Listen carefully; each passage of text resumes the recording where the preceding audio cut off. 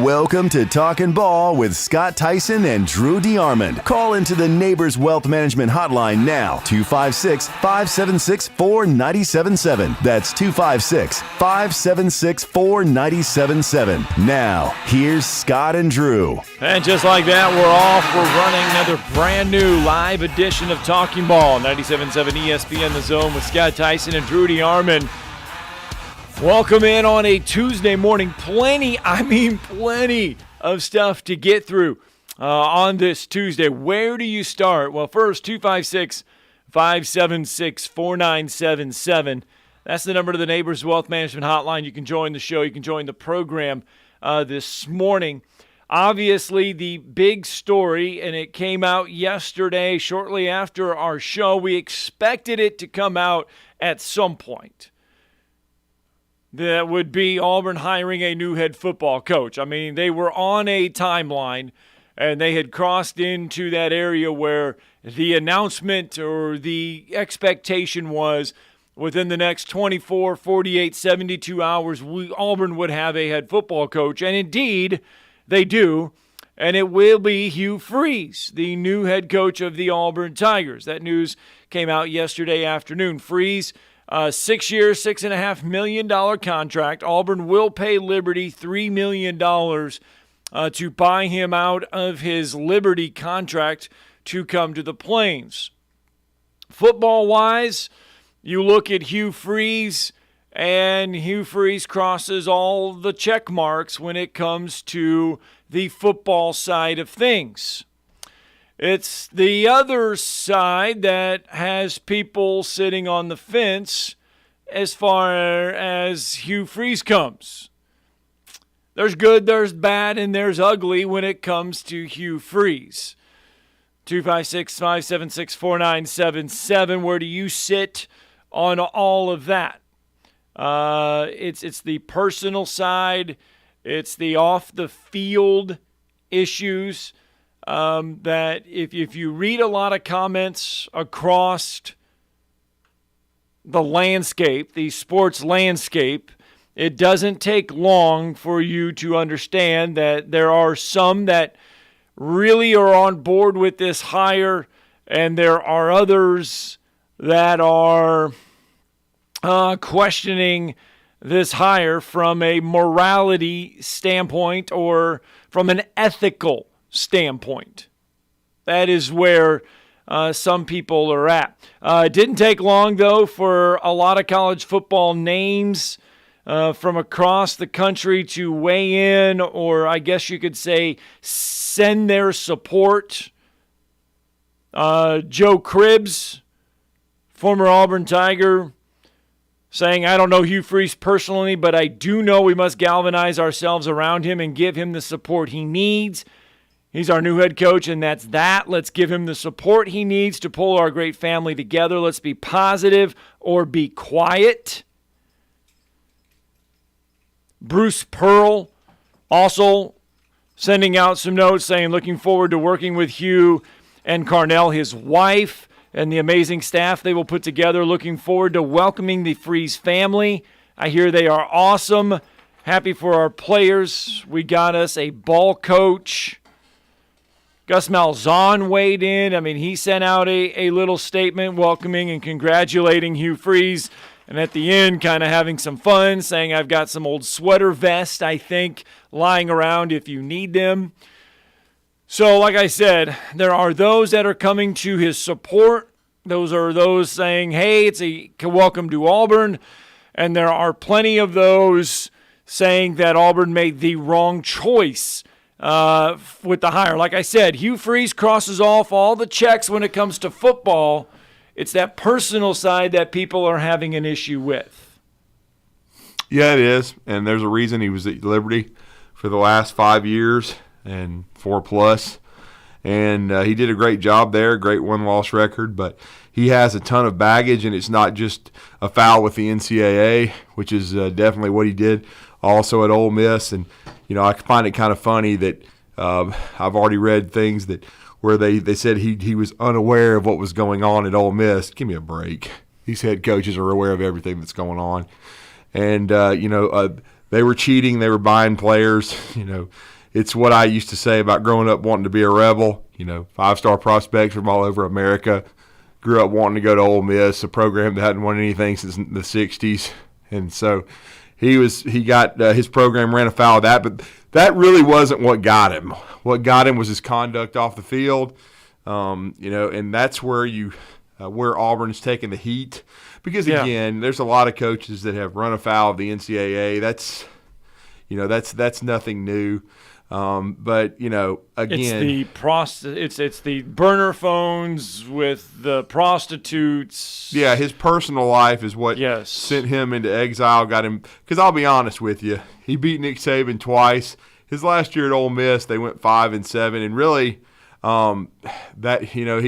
when you look at it, Hugh got fired, I believe, before that season, and even with the NCAA investigation, I don't think Ole Miss and their administration wanted to fire him, but they had no choice once the aspects of his personal life became public. And so, because, again, he was doing things there recruiting-wise and on the field that we had not seen done since the days of Coach Vaught, and I think they wanted to keep him, but then it was kind of taken out of their own hands. I mean, you had no choice when all that stuff came about. And so I know John Cohen thoroughly vetted it, Rich McGlynn, President Roberts. They've all, done their due diligence supposedly, but we'll see. I mean, to me, it's, Bruce Pearl was a home run. It worked. But I will say this in Bruce Pearl's defense.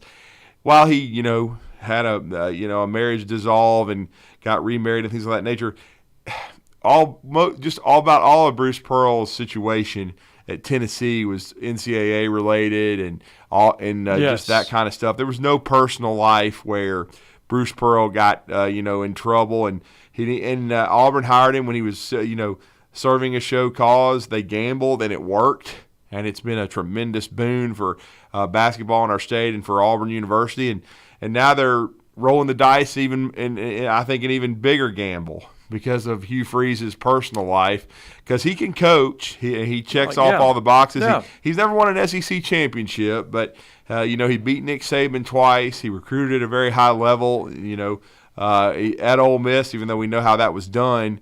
And he's developed players. I mean, even in his favor when he went to Liberty, I mean, he took Malik Willis, a guy that Gus Malzahn did not develop and was kind of floundering at Auburn and was not going to be the starting quarterback, and he ended up being named the starter at Liberty and was developed into an NFL draft pick, and he had very productive offenses both at Ole Miss and at Liberty. Is known as one of the best offensive minds in college football. So I think that's what Auburn's banking on. And, I mean, his teams have even been solid defensively. And he attracted some talent to Liberty. I mean, there's guys that left Auburn, not just Malik, that went over there and flourished and did well. He recruited the state of Alabama. He signed C.J. Yarborough from East Limestone. And so he got more SEC wins this past year than Brian Harsin did. Yeah, so, I mean, he definitely is a good football coach. Yeah. So it's going to be interesting to see how it works out. And you look at everybody was wanting to compare fits, Lane versus Hugh, which one's a better fit. And if you look at it, yes, Lane probably right now for the short term, probably a better fit than Hugh Freeze. But you'd always be looking over your shoulder, trying to, is the next big thing coming for Lane an NFL job or another college job? With Hugh Freeze, it's kind of like Bruce Pearl. Bruce Pearl came to Auburn thankful that Auburn gave him a second chance after everything that went on, and he's worked hard to prove that. Hugh Freeze, I think, should be and better be very thankful that Auburn gave him the second chance at a Power 5 school. I don't have a sense that Hugh Freeze is trying to use this to catapult to another job. This is probably it for Hugh Freeze. So he's probably going to have to work twice as hard to make it work and want to make it work for Auburn giving him a second chance. Well, I mean, look, you just have to go back and look at it historically. I know Dennis Franchione left Alabama to ruin his life and go work for Texas A&M. because he inherited a situation that was difficult at Alabama. They were coming off sanctions under Mike DuBose, and Bill Curry wasn't a fit, and he ran to Kentucky and never had the success. But if you look at Alabama and Auburn, if you do things the right way and you win games, it's a destination job. It's not a job where you're looking to move on. I don't. And you look at Auburn's history. I mean, Coach Dye was there for 12 years before he had the NCAA transgressions and had to retire. And then every coach since his time there, in Tuberville was nearly 10 years. Gus Malzahn, that Gus and Tommy Tuberville weren't looking to leave. Right. I mean, they won enough where they were able to keep the job for a long time. And so if Hugh Freeze wins big at Auburn, I don't see him trying to go to the NFL. I don't see him trying to move to another coaching job. I think Auburn, if you can win and with their infrastructure and their willingness to compensate you, because let's be honest, if Hugh had a clean background, he probably would have been making $9 or $10 million a year. He's making $6.5 million because I don't think anybody else is beating Hugh Freeze's door down, okay, to make him a head coach in a Power 5 situation. Nebraska, you never heard his name. I know there were some, including Jake Crane, who joins us weekly, who, when the job first came open, they mentioned Hugh Freeze, but I don't think Nebraska was looking at him. Right. And so that's why he ends up going to Auburn. He was and he wanted very much to get back in the SEC, back on this big time stage, and he's gotten that opportunity. But if you win big at Auburn, I don't think you look to leave either. That to me, Gus Malzahn. Think about it. I mean, Gus is from Arkansas. He's a high school coaching legend there. Arkansas definitely would have hired him a few years ago instead of hiring Chad Morris, and he turned that down to take a lucrative extension at Auburn. And stay there, and then until they released him, and then now he's at UCF. So again, I just think Auburn is considered a destination job. It's probably a top 15 job in the country, and it's just not one, if you can get things aligned properly, where you leave for another job. Usually what happens is you might not win enough, and like Gus Malzahn won, and so did Tuberville, but then Alabama turned the tables and started controlling the state, and so eventually you're dismissed. But again, I just think you don't usually leave Auburn or Alabama unless you're let go. Just like it was for the first time ever we see Brian Kelly leave Notre Dame. Usually Notre Dame, it's a destination job and you're just let go. And I think now it just shows you how the landscape has changed, because right. with Notre Dame, I think it hurts them sometimes that they haven't joined a conference, and again, they haven't won anything since '88, but they've got that lucrative TV deal, and their academic standards kind of hurt them. But when you're in the SEC, most of the time, with these guys, when you're in the Southeastern Conference, most of these jobs, they're paying so well now, and I'm talking about even Vanderbilt and things of that nature, and Missouri with Coach Drink was just getting a 2-year contract extension. I think a lot of times these are destination jobs. They're not jobs that guys look to leave. Dan Mullen, certainly, I don't think once he finally left Starkville to go to Florida, he wasn't looking to leave Florida. He just didn't win enough. And so now with the money you're paid, I mean, and why would you anyway? Right, because you're Ed Ogeron, you get paid $17 million to go away. Brian Harsin got $15 million. You don't even really have to work again. Now that's up to you. And usually with these guys, they're grinders and they want the challenge. They want to stay in it. But again, the money's so good now that it's tough to stay in it for a long time and be grinders and lifers in the job. But when you're at an Alabama or an Auburn, it's a destination job. And if Hugh Freeze wins, then I think that he'll stay for a while. But it's just tough to sustain it because, again, Alabama, Nick Saban's been on such a run, but then Alabama will eventually have to replace Nick Saban, and you have to find the right coach. Look, before Alabama found Nick Saban, they were changing coaches. I guess the longest tenure was 7 years, and that was Gene Stallings, and right. He retired. I mean, he could have continued to coach, but he was getting kind of irritated with the the leadership at the university. So, again, you have to have everything aligned, and alignment is the most interesting thing because Auburn has had trouble getting everything aligned, and that's what I'm going to be interested to ask Brian Matthews about. Now you have a new athletic director, you got a new president, you got a new football coach, Bruce Pearl's doing his thing, Butch Thompson's doing his thing. How aligned and can this fan base at Auburn, you just talked about some don't like it, some do, right. Can they get behind Hugh Freeze? Yeah, that's the thing, and there are plenty that do, and there are plenty that don't. But I guess that comes with a lot of new hires. 256-576-4977 if you want to weigh in on the Hugh Freeze hire. His introductory press conference is set for 10 o'clock this morning. And 97.7 ESPN The Zone will be your home for the introductory press conference.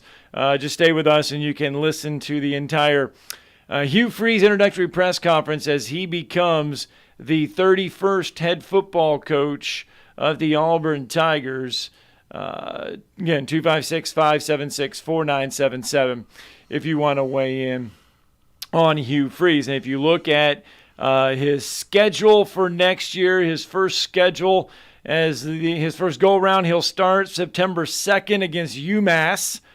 And then they travel to California, play host to Samford, and then they have Texas A&M. That'll be his SEC opener. Interesting. Then it's Georgia, LSU. By the way, that's at College Station.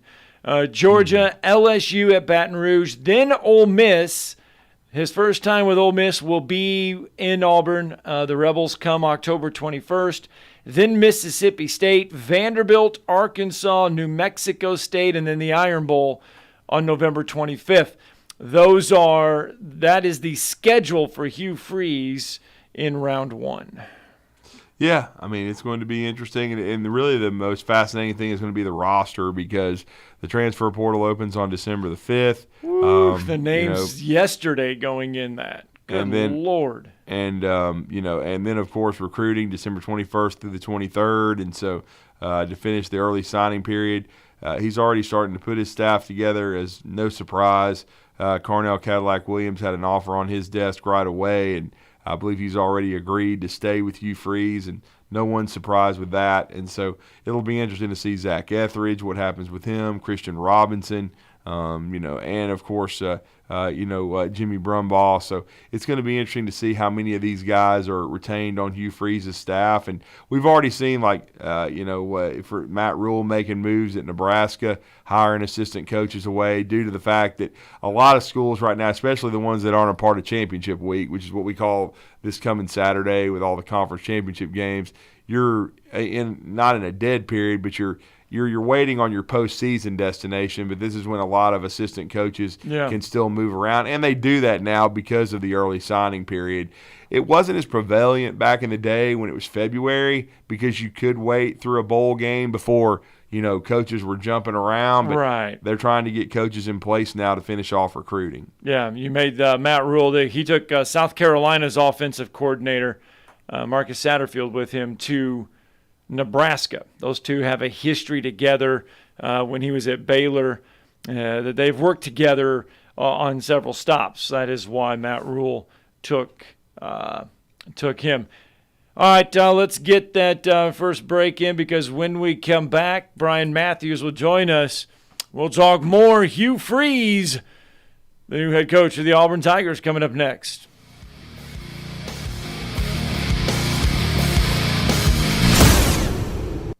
You're listening to Talkin' Ball on 97.7 ESPN The Zone. They have upgraded that wreck on Independence to an injury type. That's west of Jordan Lane. We got Moore's Mill and PPG Way still working, and they're reporting 53 in Pulaski Pike now as being clear. The $6 big box is back at Popeyes with 2 pieces of the hand-battered Louisiana seasoned chicken, 2 sides, and a buttermilk biscuit. Popeyes University and George 72 and Jeff and North Parkway. Captain Nick in the Popeyes Skywatch Traffic Center. Specializing in simple and affordable rentals, McCurry Van and Car Rental can make sure you have just the right vehicle for your next family vacation, weekend getaway, or if you just need transportation while your vehicle is being repaired. McCurry carries Ford Transit vans and Mercedes Sprinter vans, trucks and work vans, and more. And they offer discounted rental rates for long-term rentals. Now with 4 locations: Athens, Muscle Shoals, Coleman, and Huntsville. Log on McCurryRentals.com to make your reservation now. That's McCurryRentals.com. Did you know the state's top-ranked private school is here in Huntsville? What about one of the nation's few Orton-Gillingham Academy accredited schools? At Randolph School, our experienced teachers and coaches challenge and nurture students as they prepare for college and life. Our pre-K through 12 school includes Greengate School at Randolph, serving students with dyslexia. Parents, we know that you are your child's biggest advocate, and we invite you to explore your education options. Schedule a tour at randolphschool.net. Welcome back. Stan McDonald from the Stanton Law Firm. I had lunch with Lewis just recently and with a client of ours, a mutual client, and great to hear all the good things going on at the Stanton Law Firm. Thank you, Wes. The Stanton Law Firm, as you know, we've discussed before, we're dirt lawyers. We do a lot of real estate, litigation and closing. And yes, my son Lewis McDonald enjoyed meeting you a couple of weeks ago, and a couple of your friends. He is, as you know, he's opened up a commercial closing division. So he's really helping a lot of people who are trying to close, buy, or sell on their commercial property. And you can't be in this community doing business without knowing Wes neighbors. I don't know about that, but it sure was getting to meet another McDonald and talking a little bit about his grandfather, Coach Dye, and right, the different things. It was a lot of fun. Well, your listeners are really going to enjoy meeting Lewis and you in this community. And like I said, at Jacob Title or the Stanton Law Firm, we close business. We do some good commercial closings, residential closings. We appreciate being part of your show. Sometimes the best things in life are right in front of you. When's the last time you took time to enjoy everything Montesano State Park has to offer? So close to home, just 5 miles from downtown Huntsville, Montesano State Park sits on over 2,000 acres with spectacular vistas from atop Montesano Mountain. And right now is a great time to visit and enjoy all the fall colors. In just a few months, spring will arrive with native azaleas in bloom along the 20 miles of hiking trails and 14 miles of biking trails. And no matter when you visit, you can enjoy time in one of 11 stone cabins with working fireplaces, built in 1930 by the Civilian Conservation Corps. These historic cabins all sit on a bluff line that offers beautiful views from their screened-in porches. Prefer a more primitive camping experience? Montesano State Park offers improved and primitive camping year-round. If you're ready to take some time to slow down and get away, log on allapark.com and make your reservation now. That's allapark.com. Football season is here, and as always, the best place to catch every game is downtown at Humphreys Bar and Grill. Humphreys is celebrating by bringing back their game day football specials. $2.75 Miller Lite, Coors Light, Yingling, and $3.50 Yellowhammer Gold Pints. $4 Fireball shots. Anytime football is on. And don't forget football trivia every Sunday night at 6. The best place to catch all the games all season long is downtown at Humphreys Bar and Grill. If you're ready to lower your utility bills, it's time to call Eagle Insulation. Eagle can handle it all. Attic re-insulation, insulation removal, wall insulation, and new construction insulation, commercial and residential. Our primary goal is to save you money, and lots of it. Typical clients realize their return on investment within 3 to 6 months. That means the re-insulation actually pays for itself and then some. See if we can help you. Contact Eagle Insulation today, 256-755-1556, or log on insulatewitheagle.com. This is Eli Gold, voice of the Alabama Crimson Tide. Now more of Talkin' Ball with Scott Tyson and Drew DeArmond on your home for Crimson Tide Sports 97.7 ESPN The Zone. Roll Tide. All right, welcome back. Talking Ball 97.7 ESPN The Zone. As we mentioned earlier, don't forget, coming up at 10 a.m. this morning, make sure you tune in to 97.7 ESPN The Zone.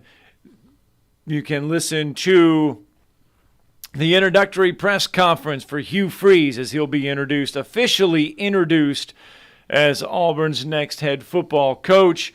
And a lot of talk, a lot of feelings put out there yesterday after the official announcement came. But it is a 6-year, $6.5 million deal for Hugh Freeze to be that next head coach. It is, and we're going to talk to our next guest who's been a part of our show since the inception. We've been on the air with Talkin Ball for over 7 years. He's been covering Auburn since 2001. He's a longtime beat writer for AuburnRivals.com, which is, of course, Auburn Sports. It was great to see him in Tuscaloosa on Saturday. Certainly Auburn didn't get the result they wanted, but I think everybody around the program knew that a new era was about to begin. And as you said, it will be, Scott, at 10 a.m. today, and Hugh Freeze will be introduced as the next head football coach of the Auburn Tigers. And we're going to discuss that with Brian Matthews, who's with us on the Neighbors Wealth Management Hotline. Brian, good morning.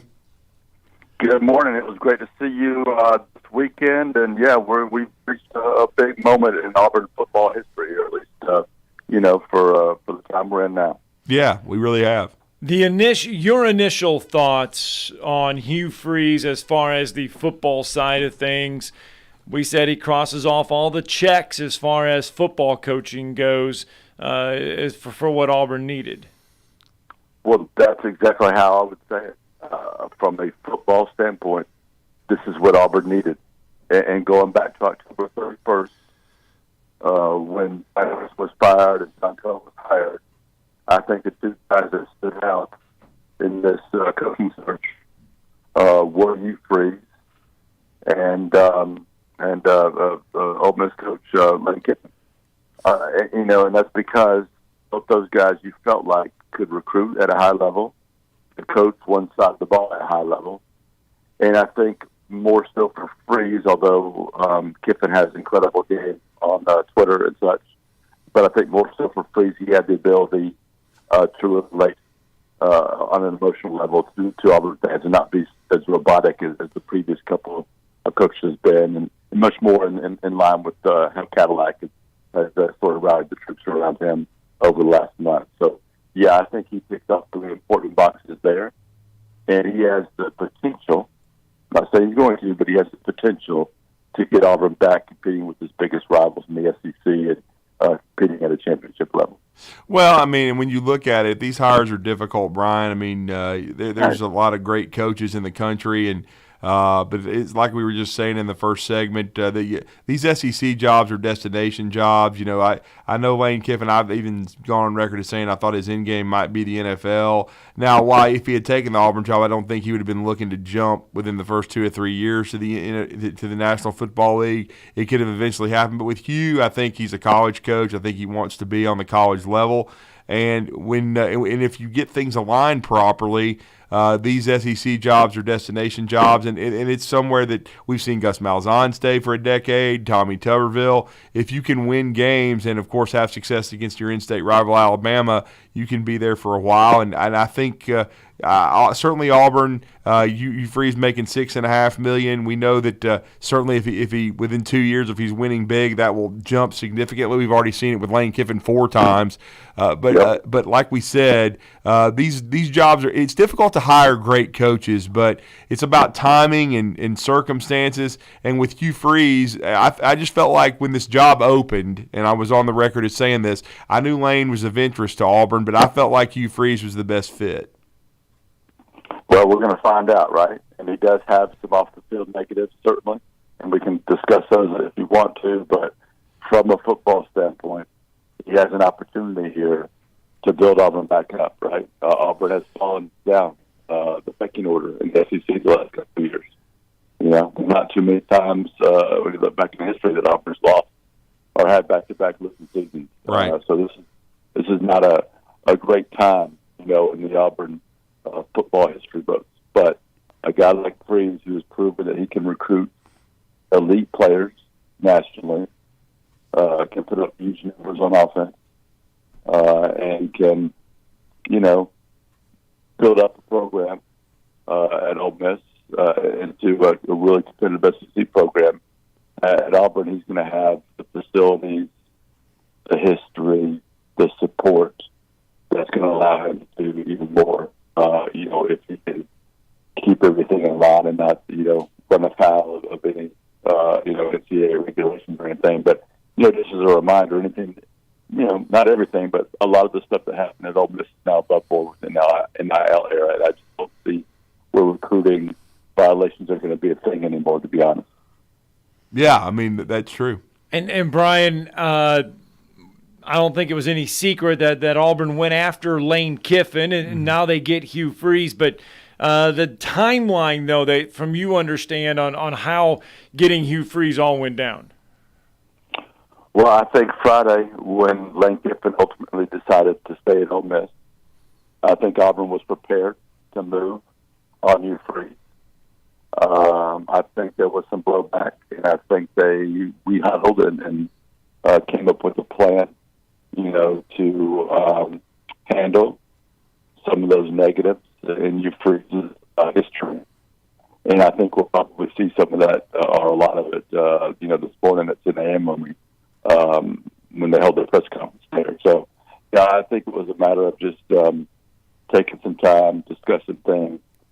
I know one of the reports I've seen out there from a national writer is that Hugh Freeze is turning over all the social media to an expert. I don't know what you call those people, but and I just think that's one of those things that they're going to be doing here to, try to keep his focus 100% on the DeArmond's football program back up.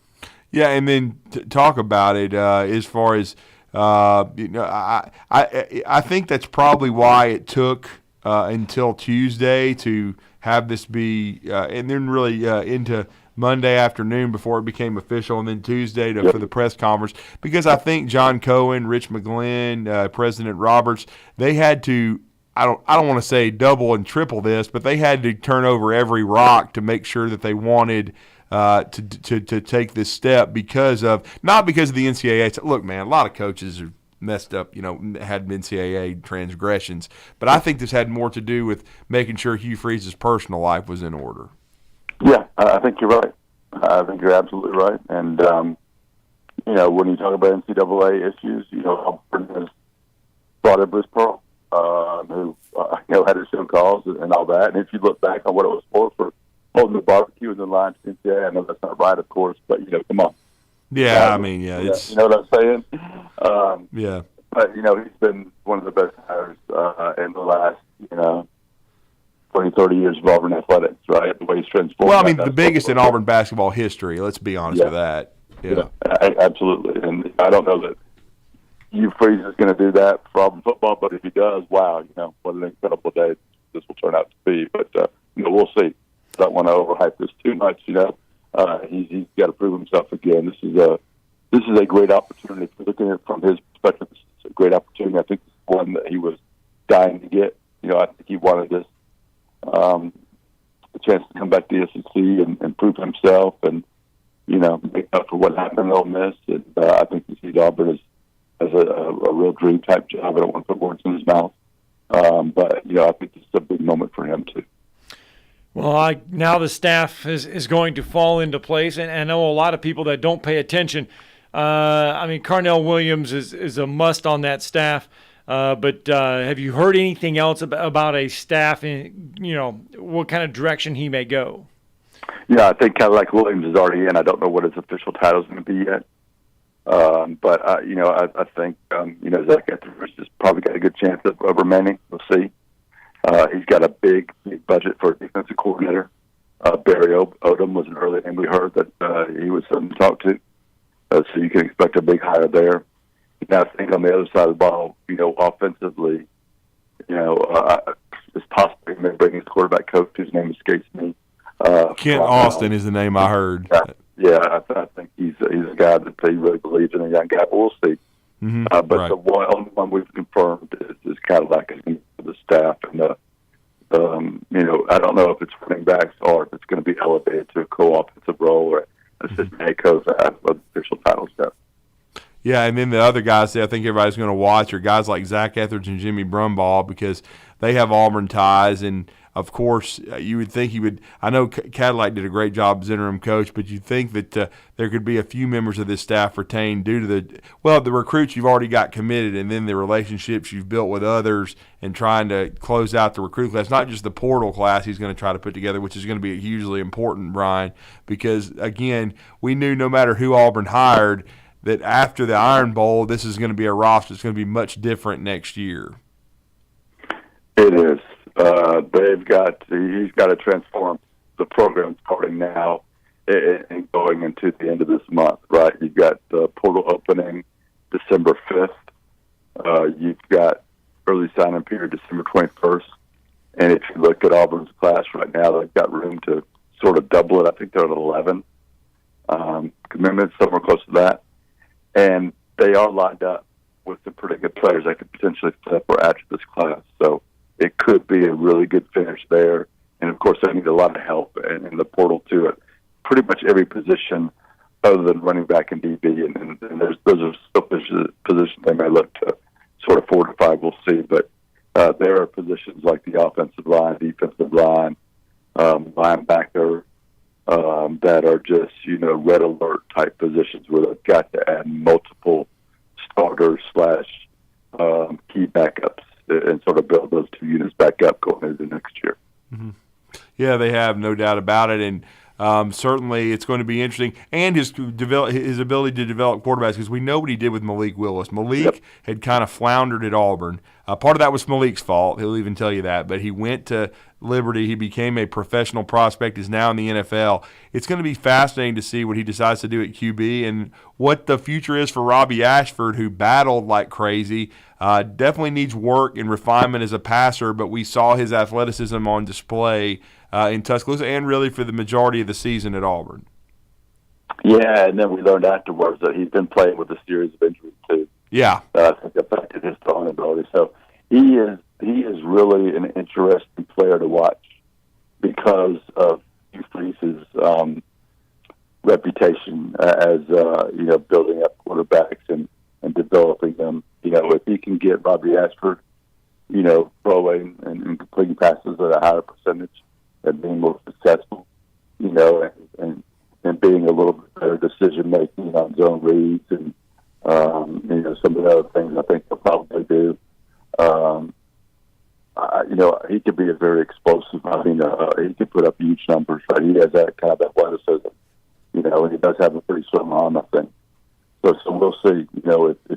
If he goes in that direction, if he needs to go out and find a top quarterback, it'll be really, really interesting to see. That'll be one of the more interesting first decisions that he'll have to make in regards to the personnel. Maybe he goes out and gets the guy anyway just to compete. But quarterback is certainly a position that's going to be interesting to watch over the next few months. Is there anybody on that roster that he's going to try to re-recruit and make sure he can try to keep them there going into this year? Well, Landon King was in the portal and already came back out of the portal, right? So he did. After we recruited him, and I think he tweeted something positive about Freeze last night. So that's already a good sign, I think. I think Landon was miscast as receiver, wasn't used much last year, and maybe Freeze can find a way to get that big fella, on the field and impacting games a little bit more than the previous staff was able to. Nobody stands out to me in that area. I think Bigsby, I think, is probably going to declare the NFL draft, and I don't think anybody would want to talk him out about it. That's what he wants to do, right? You want a player to come to Auburn and his best, and then if the timing is right, go to the NFL. But we'll see on that. I think most of his time is going to be, spent recruiting and hitting the portal hard, along with, developing those relationships with the current players that he needs to. Yeah, and I think it's going to be fascinating to see what he decides with the other QBs on the roster, too. Holden Grenier, who did not play much, really redshirted this year, and then Zach Calzada. Because the one thing about Hugh, and I'll say this in his difference between Lane Kiffin, I've always said this about Lane Kiffin. Lane Kiffin is more of a designer of offense and kind of identifying, okay, my quarterback does this well, does that well. I'm going to design plays around him to do this. With Hugh Freeze, I've always kind of felt like that his deal is he's kind of like Steve Sarkisian in that he can improve a quarterback fundamentally, the way they throw the ball, the way they make decisions. He's kind of a quarterback guru. I'm going to be interested to see if Zach Calzada wants to play for him because he has a lot of arm talent. I know that the previous staff liked Grenier a lot, and then you've got Robbie Ashford with his athleticism and mobility, along with an arm that needs to be, and his mechanics need to kind of be refined. This is going to be interesting to see if he likes what he's got that he can mold, or if he decides to go out and get a quarterback, Brian? Yeah, really, really interesting. And, I think look at it offensively. He's got a good group of running backs coming back. He's got, tanky players, right? He's got another good one coming in with the Cobb kid from Montgomery, really athletic and electric type bill back there.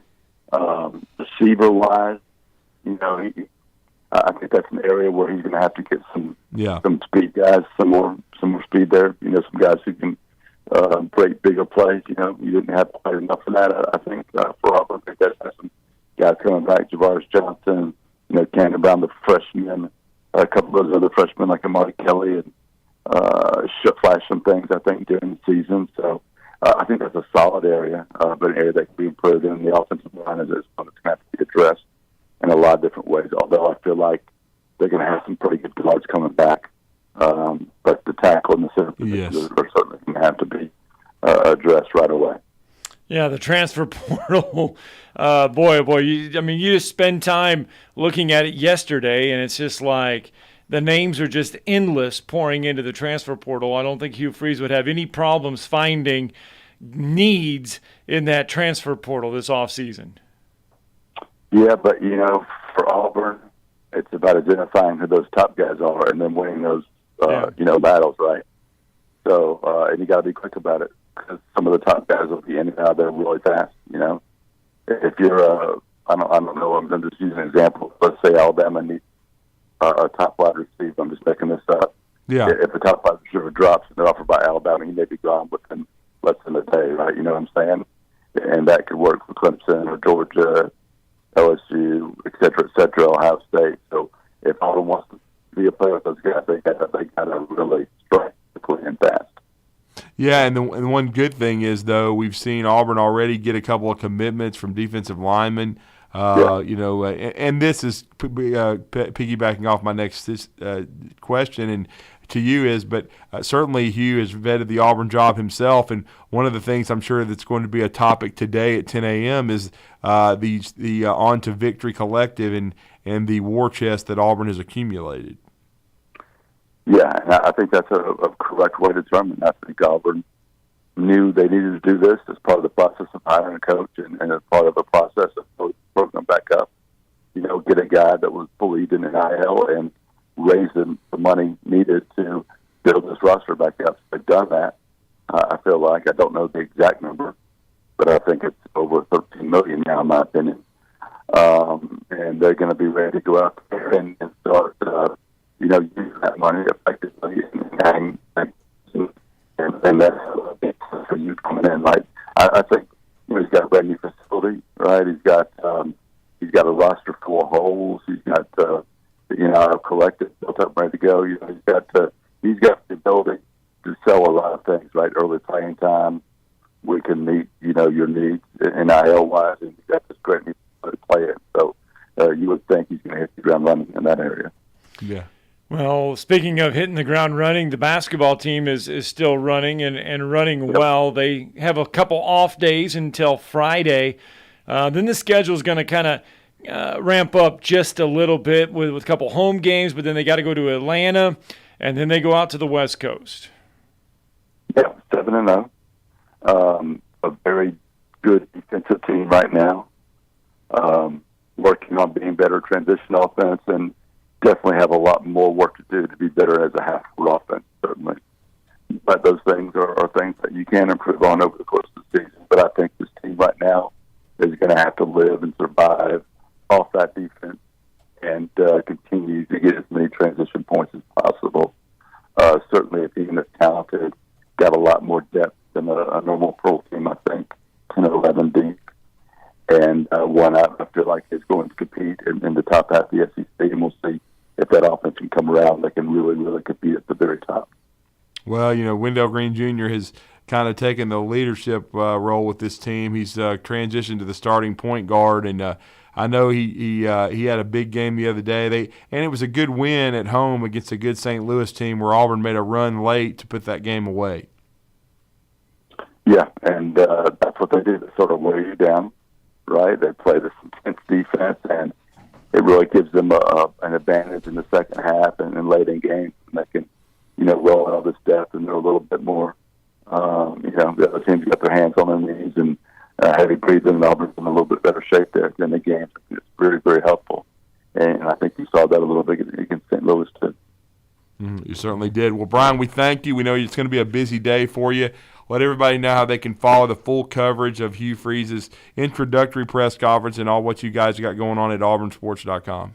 I appreciate it. We'll be there, and we'll provide updates on the board and make coverage afterwards. And later on today, we'll get together for our Rundown podcast.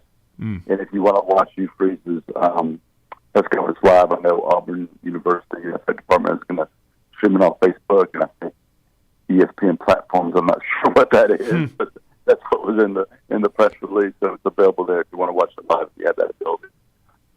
So we'll have all that more at auburnsports.com, and you can follow me on Twitter at BMattAU. Thank you, sir. Appreciate it. Appreciate it. Brian Matthews with us right there.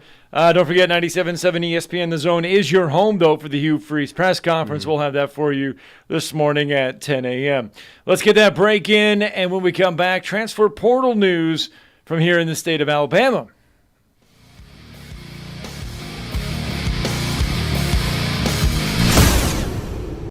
You're listening to Talkin' Ball on 97.7 ESPN The Zone. Got a couple of problem areas to watch for. Moore's Mill at PPG Way.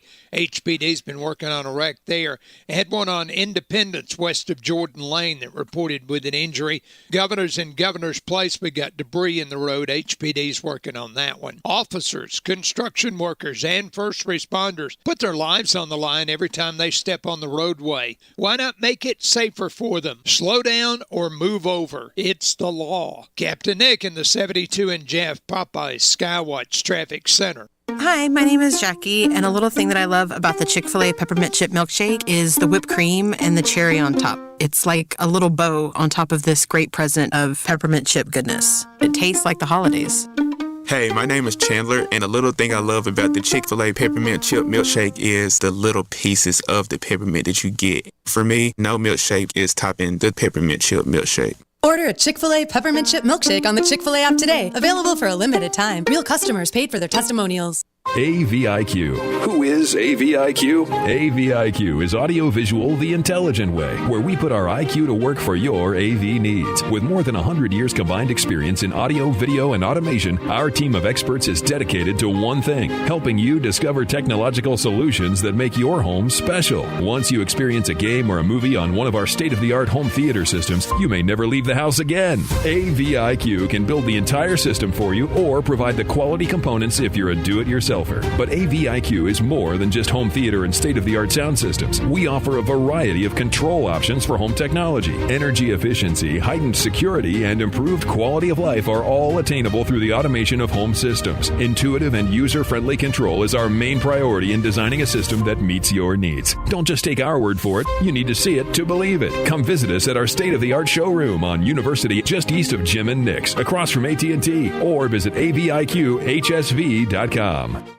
Organizations using Salesforce know how powerful the platform is and how much time, money, and headaches it saves if it's set up right and you know how to use it. Let's face it, Salesforce is complicated and time-consuming to figure out, and a lot can go wrong now and down the road without expert help. That's why most Salesforce users work with an implementation partner like Higher Echelon, so they get the absolute most out of their Salesforce investment. Higher Echelon is a 5-star Salesforce consulting partner who won Salesforce Military Hiring Partner of the Year. President Dr. Joe Ross is retired Army who played and later coached for the cadets. He puts that experience to good use at Higher Echelon, where they pride themselves on hiring veterans. Look, not all Salesforce partners are the same. Don't put your company at risk by going with an inferior partner. Higher Echelon is the trusted partner you can count on to get you up and running and seeing returns on your Salesforce investment in a fraction of the time it would take if you go it alone. Go to higherechelon.com. That's HIGHERECHELON.com to learn more. Go higher and go Army. At Bryant Bank, we believe your goals are worth chasing, and every step along the way is worth celebrating. From your hopes for the future to the challenges that keep you up at night, we're here for you. Bryant Bankers put care into action to help you live legendary by stepping up when you need us most and doing what's right even when no one is watching. Come experience a local bank whose people greet you by name and treat you like family. Bryant Bank, member FDIC. Who knows comfort? Well, comfort is our middle name. If your home isn't as comfortable as you want it to be, we can fix that. We service all makes and brands of heating and cooling systems, even if we didn't install them. So give us a call at Environmental Comfort Systems or visit our website at envcomfort.com. We are your independently owned American Standard heating and air conditioning dealer. Alabama license number 92314. Environmental Comfort Systems. That's envcomfort.com. No representation is made that the quality of the legal services to be performed is greater than the quality of legal services performed by other lawyers. This is Attorney Tommy Sinyard on behalf of Sinyard Law, and again proud to be a sponsor of all things football here on ESPN Radio. My son Bart and I started our own law firm July 1 and are very proud and excited to be bringing you our 50 years of collective national award-winning injury trial law experience. Check us out on the web, sinyardlaw.com. Sinyard Law, nationally recognized, locally respected. Hey folks, this is Arthur Seaton, managing partner at University Kia, here letting you know we are proud supporters of Alabama A&M University football. Stop into University Kia today and shop our large selection of new Kias, including the all-new Telluride 8-passenger SUV, the stylish new K5, and sporty new Seltos. Visit universitykia.com and view all our great offers and get pre-approved in minutes so you can drive home your new Kia today, because we want to see ya in the Kia. Go Bulldogs! 4 Heisman Trophy winners, 33 Southeastern Conference championships, 18 national championships. Hi, this is Chris Stewart of the Crimson Tide Sports Network. Listen to Alabama football all season long on 97.7 ESPN, The Zone.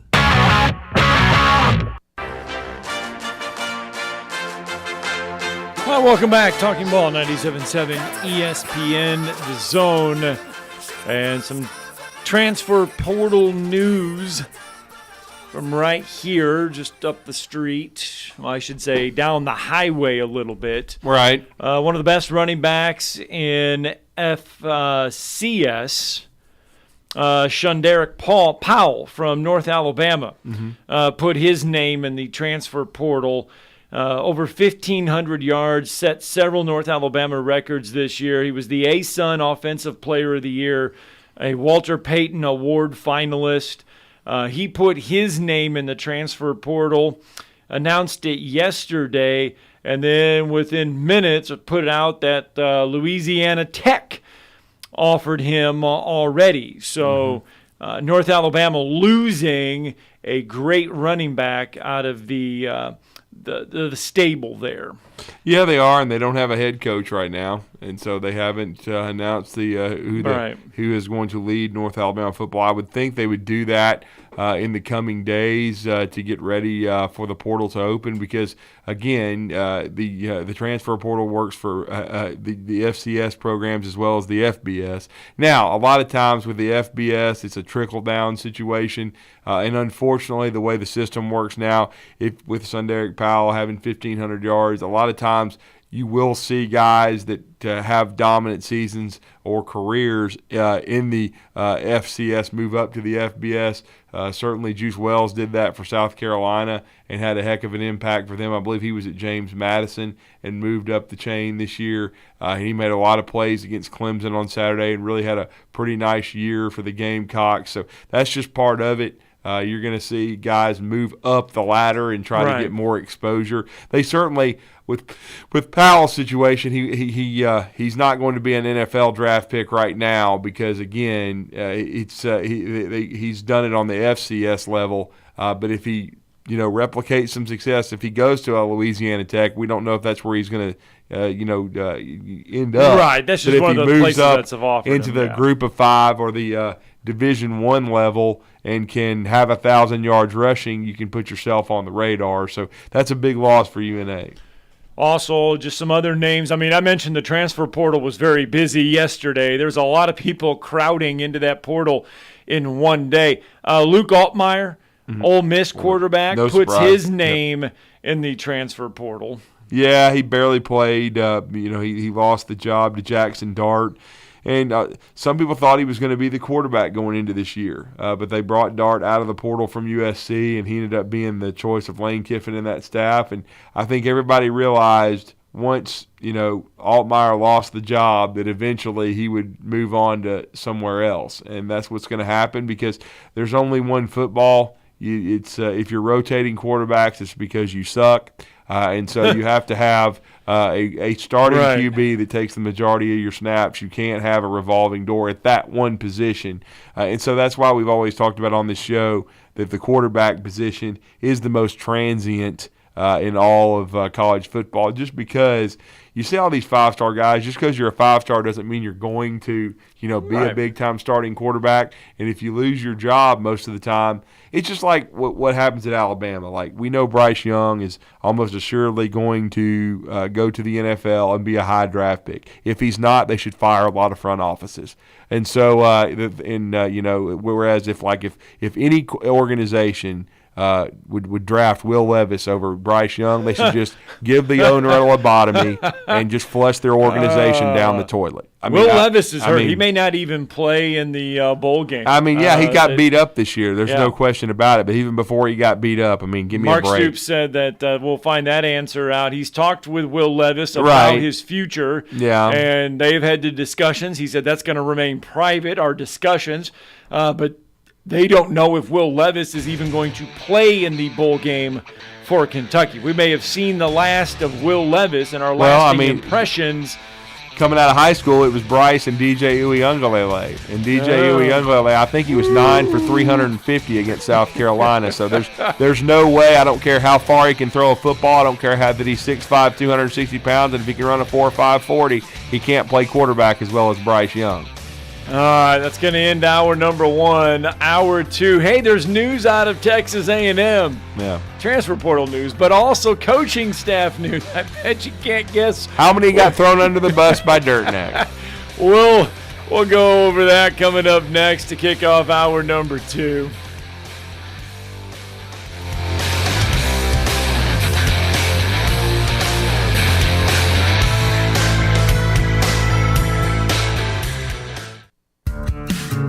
You know that your car or truck or SUV may be worth up to 30 or 40% more than it was last year? It's true. Bobby White back again for Woody Anderson Ford, and now is the perfect time to trade in and trade up to a gold certified or blue certified pre-owned car, truck, SUV, or crossover. While our new vehicle inventory continues to build back, our Ford Blue Advantage certified pre-owned vehicles are nearing 100 models to choose from, and a good variety too. Woody Anderson Ford Gold certified vehicles are 6 years or younger with less than 80,000 miles and have passed 172-point inspection by factory certified technicians. They have a 14-day, 1,000-mile money-back guarantee, a great comprehensive limited warranty, 24-hour roadside assistance, and go home with full tank of gas and a fresh oil change. Get nearly a new ride and none of the worries. Woody Anderson Ford, Jordan Spartman, hope to see you soon.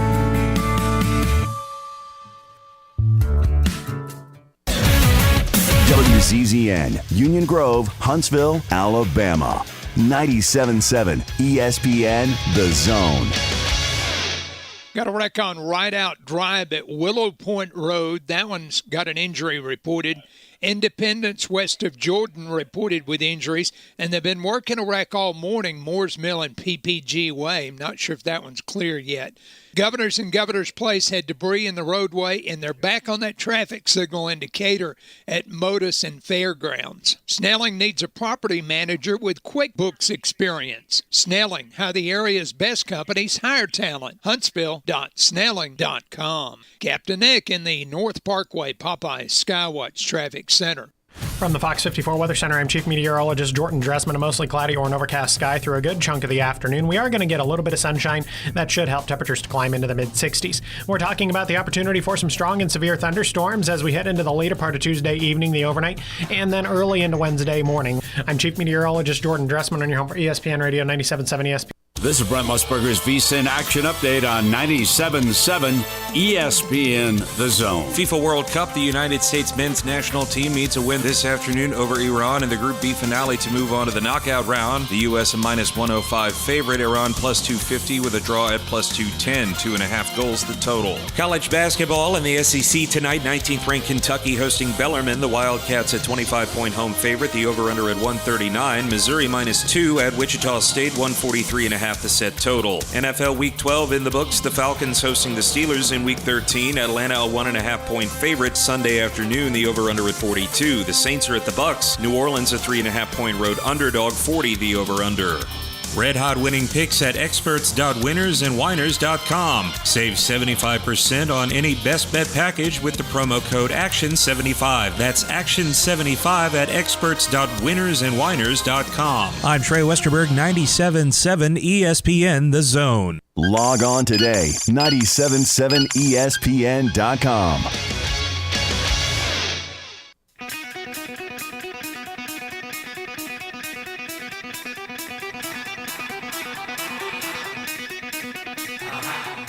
Welcome to Talkin' Ball with Scott Tyson and Drew DeArmond. Call into the Neighbors Wealth Management Hotline now, 256-576-4977. That's 256-576-4977. Now, here's Scott and Drew. All right, welcome back to hour number 2 of Talking Ball, 97.7 ESPN The Zone. Hour 1 was recapping the Auburn hire of Hugh Freeze, 256-576-4977. You want to join the program, give us your thoughts on Auburn hiring Hugh Freeze. Feel free to do so, 256-576-4977. Other college football news, it did not take long for this, but Texas A&M, Jimbo Fisher, parts ways with offensive coordinator Daryl Dickey. He gone. He just put the anchor in his arms and just threw him over the side of the boat. That's what he did. Because we all know who really sucks. 1998. Yeah. They're not going to pay him $80-something million to go away. So he's going to have to, especially considering he actually won a game. So they're still probably celebrating that and watching it on the Jumbotron. And so the payroll finally added up to a victory. It took all season, the last SEC game of the year, to finally get that second dub in the league and not finish below Vanderbilt. But, he's going to have to make dramatic changes, and it's going to be interesting to see what he does. And, winning a game at least probably bought him some time and not much equity, but, at least it's something to build on. Meaning Texas A&M, was 82nd in passing offense, 83rd in rushing offense, 94th in total offense, and 101st in scoring offense this season. Yeah. Let's go on to the phone lines. Brandon with us this morning. Good morning, Brandon. Brandon, you're not going to send Hugh Freeze Christmas tree cakes, are you? No, but I'm probably going to have to send all these Auburn fans some of those Brian Robinson hats that look like space balls. Oh, yeah. He had the big hat on after the 100 yards the other day. Yeah, because now they've hired Hugh Freeze, and their heads are about the size of a beach ball because they suddenly think that he's going to come in and just eviscerate Alabama.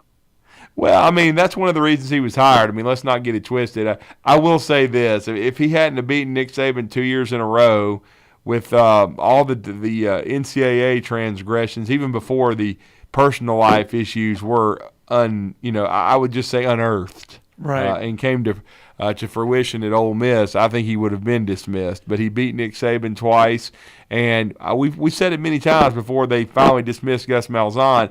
Gus beat him 3 times, beat him more than anybody, and that's why he was there nearly a decade. And nearly won a national title. Nearly played for another one in 2017, but he won 3 times in the Iron Bowl, and so he stayed. And Tuberville won 6 in a row, so he stayed for a long time. But I think with Hugh Freeze, I think those 2 wins over Nick Saban bought him a lot of equity with Ole Miss, and that's why I think until the personal issues came up, I think he would have stayed at Ole Miss, even through the investigation. but you just had no choice, and that's going to be interesting because really the only other candidate out there really and those allegations came up because what was it? Houston Nutt was suing the school. Yeah, and they for tried something. Yeah, they tried to throw. Well, Hugh Freeze and those started guys digging and found out the Hugh Freeze because stuff coming Freeze up. and his staff tried to basically blame Houston Nutt on all the recruiting violations, which was an absolute abomination. But I mean, because that wasn't true, and that came to fruition as well. But the thing is, if you look at the coaches out there, Brandon, that were available for Auburn to hire, Lane Kiffin had not beat Nick Saban, but Lane Kiffin's a portal king, and he had flipped that roster so quickly at Ole Miss that they were very attracted to that. But to be honest with you, if you hold both of them up, I'm talking about Hugh Freeze, and you hold up Lane Kiffin.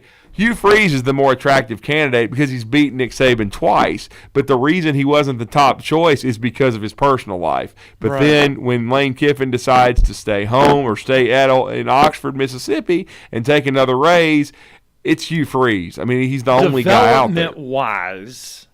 Development-wise, we've seen Hugh Freeze develop quarterbacks. Yeah. And I think that's what separates him from Gus Malzahn. Gus Malzahn had a hard time developing quarterbacks. Hugh Freeze or Lane Kiffin, which one develops better players? I just told that to Brian Matthews. I think it's Hugh Freeze. I think he's a developer of quarterbacks, where Lane Kiffin is a designer of offense. There's a difference. And I think Hugh Freeze is a quarterback guru. I think he does a really good job. He got Malik Willis drafted. Had to say that 3 times because the guy wasn't worth 2 cents at Auburn. Okay?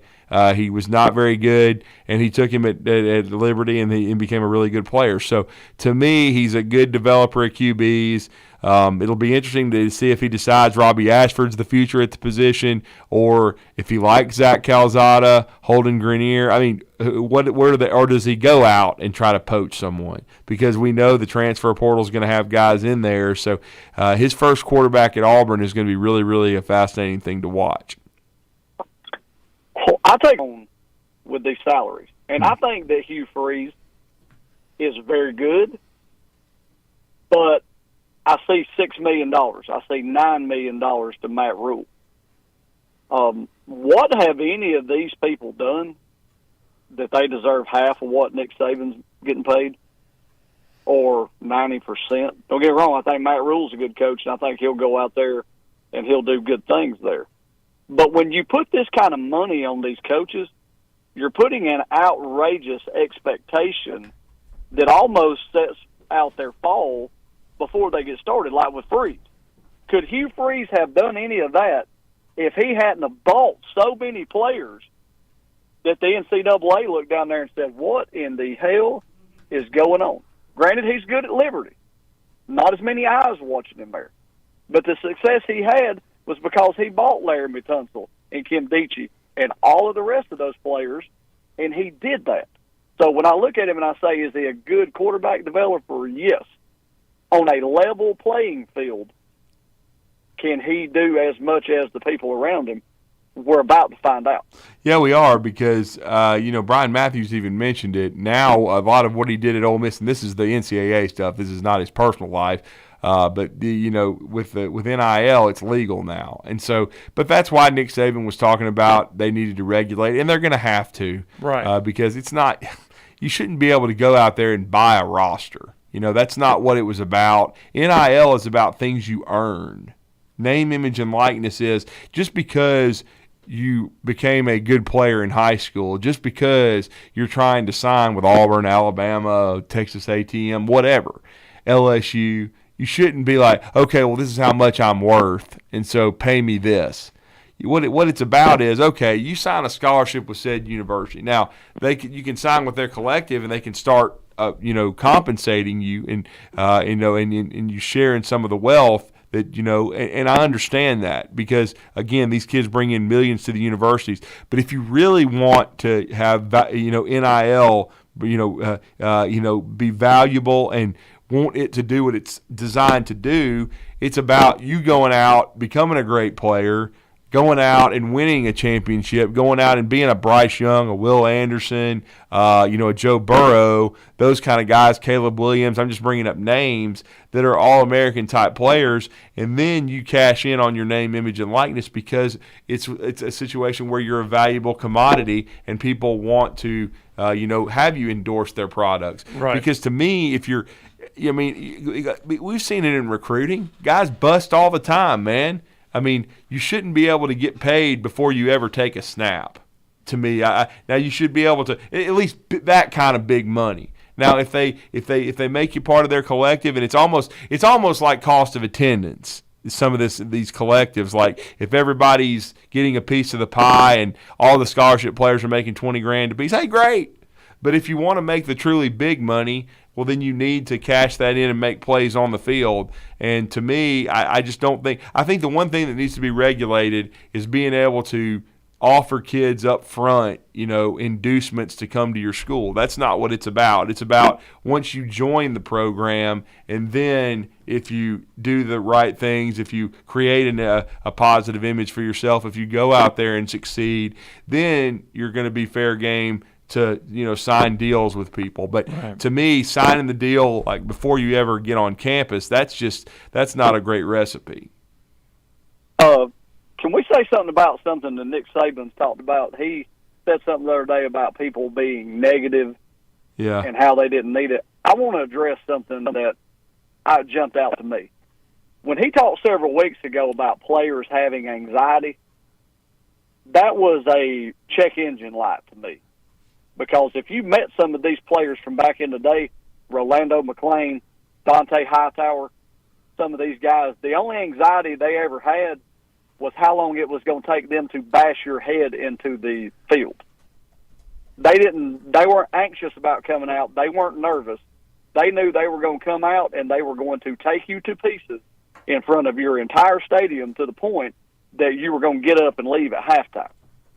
So my only negativity is I feel like maybe the assistant coaches and some of the players have slipped from the level of aptitude of what the attitude used to be. And the attitude used to be, we're the best, we own this place, and we're going to dominate. And when you talk about they had anxiety in the tunnel at Tennessee, that lets me know that something's not right.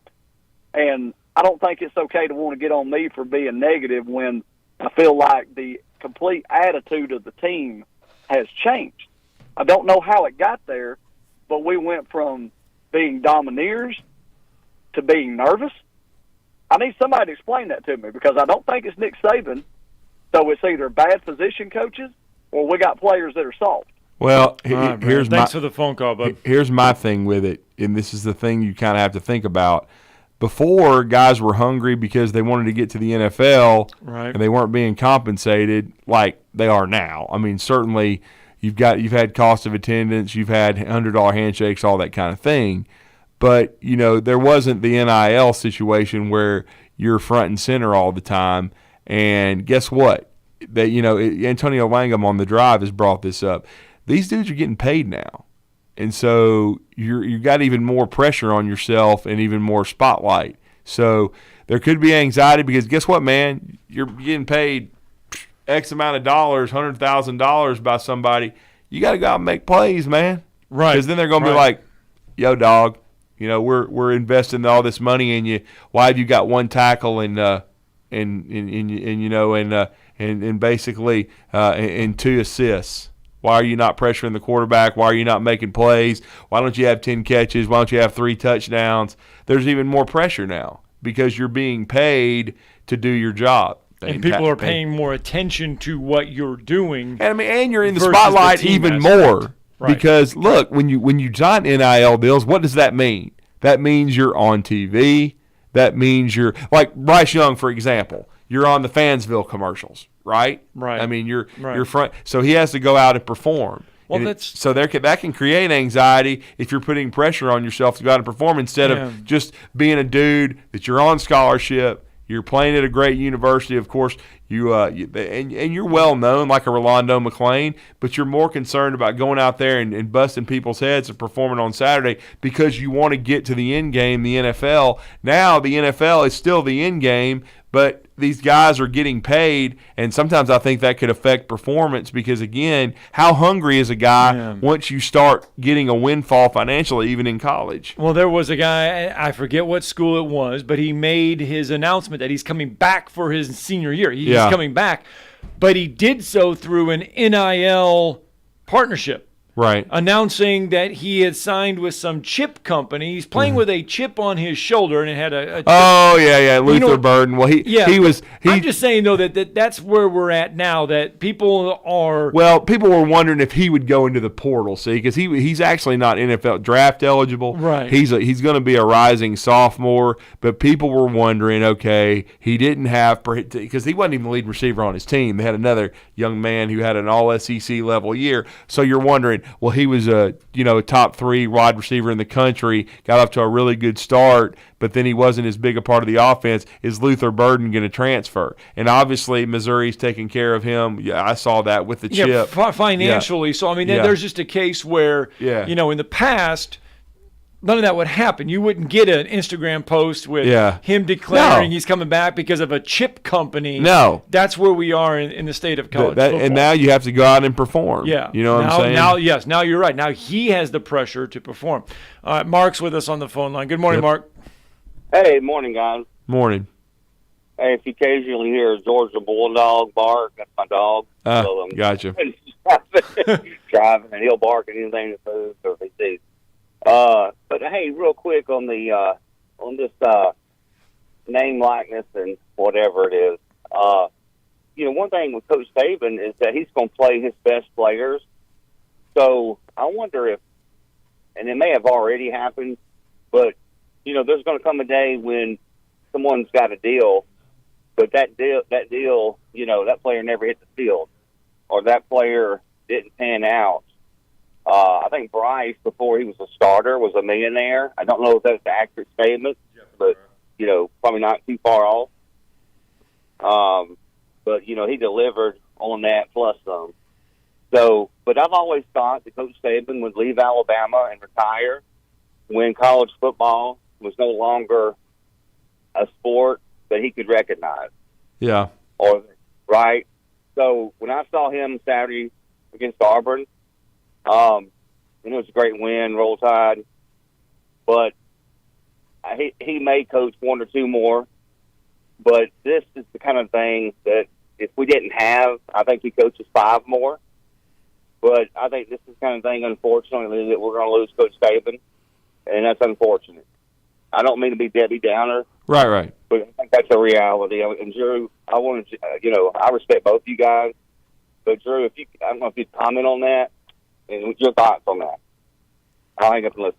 I mean, we'll see. I mean, it's going to depend on what kind of grip Nick Saban can get on this. He's always taking everything on head on, and he's certainly right now advocating to have NIL regulated. We'll see how quickly people move to that and the business model, because I know a lot of coaches don't like the way NIL is set up right now. I think that's a big reason Bill O'Brien didn't go to Georgia Tech.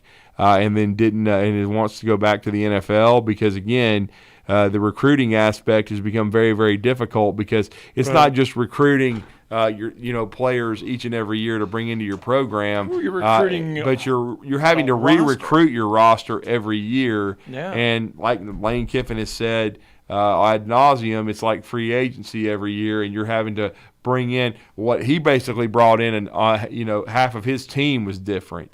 From when you count the recruiting class that he brought in and then the 20 portal guys. So you're turning over quite a bit of your roster, and I'm sure it's a source of frustration with several coaches. Well, it's going to be. And that's why I think, and we've look talked at about Coach this. K. I'll bring up basketball. The lifespan, though, of a college coach is going to be cut in half because of everything that's going on right now. We're not going to see guys stay in the business as long as they are. We've said that. I truly believe that Coach K, Mike Krzyzewski, and Roy Williams both got out of it when they did, and they're in their 70s. Right. But I think they both got out of it when they did because they didn't really recognized and like where the game was going as far as the NIL situation and player movement and all that. I know Roy Williams admitted it because I think he was having trouble relating to kids. You can still, he still loves the game. My Lord, he's at every North Carolina game decked out in the gear and wondering why they didn't call goaltending on some BS call against Alabama when it was 5 feet from the rim. You know what I'm saying? So he's still invested in the program, but he just didn't want to do the day-to-day grind and deal with it anymore. It's a lot of grind. And then Coach K, I think he's going to step away completely from the standpoint. I don't think he's going to be as visible as like maybe a Roy Williams. I think he's going to spend time with his family and give John Shire all the space he needs. But I just think it's with these older coaches, the guys that have been around, these Hall of Famers, I just think they're going to step away, and it's going to be different. If you look around the college landscape, especially on the football side, there's not too many of them left. Well, there's not. It's become a young man's game. Nick Saban is there, and he, Kurt Ferentz from Iowa, he has been in the game for a while, and I'm kind of thinking on the fly here of names around the college landscape that are there, that have been around for a while, well-established names in the college football world. They're not there now. They are the younger, up-and-comer individuals that are coaching in that landscape. Hey, one name, though, that I did see in the transfer portal that Alabama fans can relate to, Paul Tyson leaving Arizona State. Yeah, and this is kind of like the Blake Barnett thing, and it's kind of ironic he went to the same school, but Blake Barnett didn't play much at Alabama, lost his job to Jalen Hurts, he bailed out, he went to Arizona State, hardly ever played. Paul Tyson was the backup last year. I don't think he played much of it all at Arizona State. And I think Paul Tyson comes from a great family. Of course, we all know his great-grandfather was Coach Bryant. But I've always felt like he was more of an FCS talent, more like a Samford-level guy. He could play college football, but just maybe not Group of Five or Power Five. And it's going to be interesting to see where he goes because he didn't make much of an impact at Alabama, and he didn't play at Arizona State. And so now he's going to get another opportunity. Very smart young man. I covered him in high school, and I believe he already has his college degree. So it's going to be interesting to see, ultimately where he lands. And the quarterback that led Michigan for their first 2 games this year, Cade McNamara, he is in the transfer portal as well. So there were so many names yesterday that came out and decided to go into the transfer portal. Not all names are names that guys that played or contributors. A lot of the names that came out were names of individuals that looking to get into roster spots. Yeah, so, there was a bunch of them that did come out. These quarterback yesterday. battles, and I kind of mentioned it and didn't finish my thought because we've been talking about Hugh Freeze so much, but it's just like with Jalen Milroe and Ty Simpson. Right. I still believe that's one of those two guys, and it's my opinion it's going to be Ty Simpson that's going to be the starter at Alabama, and the loser of said competition will transfer. There's a lot of Alabama fans wondering, is Nick Saban going to go out in the portal and get a QB? I really don't believe so. It's kind of funny. The transfer portal didn't exist. This is close to 10 years ago. When they thought they had a shortage, he went and got Jake Coker, and it was just assumed that Jake Coker would be the starter for 2 years. I know that's what I thought. No, I think everybody did. And then Blake Sims came out of nowhere to win the job and become an SEC Offensive Player of the Year. So I still think that the starting quarterback for Alabama is going to come between one of those two guys, and I think it'll be Ty Simpson. I think he's the most talented guy, most polished, but certainly they're trying to develop Jalen Milroe, and we'll see where that happens. But I truly believe that the loser of that battle will transfer. Do they go out and get a wide receiver, though? Do they go out and try to find a top tier? I'm kind of glad you mentioned that because they just got a commitment from one yesterday from Buckholz High School in Gainesville. Jaron Hamilton, who we've kind of talked about, he committed to the University of Alabama. He's the 24th commitment in the class, the 4th wide receiver committed. Jermaine Burton, to me, is not a pro yet. Probably needs to stay at Alabama, and he's just starting to look like he's getting comfortable with his last couple of games. Certainly, Tyler Harrell went through graduation ceremonies, but he caught one pass. So, unless he transfers again to another school, I would think he would stay at Alabama. So, I don't know that wide receiver. I think they have a lot of good young ones. I think it's more about developing what they have this time instead of having to go out and get someone. But we'll just see how those guys progress, because I think the Kendrick Laws, the Isaiah Bonds, I think they've started to assert themselves, and I certainly think Aaron Anderson could still be a dynamic player. All right, I tell you what, we'll talk more about that over the next coming days, because the rosters are going to change. Everything is going to be in flux now with this transfer portal, and we'll see who all decides to take off or stay, as everybody's trying to re-recruit their rosters across the college football landscape. Busy day for college basketball tonight, big night for college basketball. Yesterday, though, the SEC did announce that they will be teaming up with the ACC now. You're going to get the ACC-SEC Big Ten Challenge. I know we'll talk about that here in a little bit, but let's get that break in. We'll talk about that coming up next.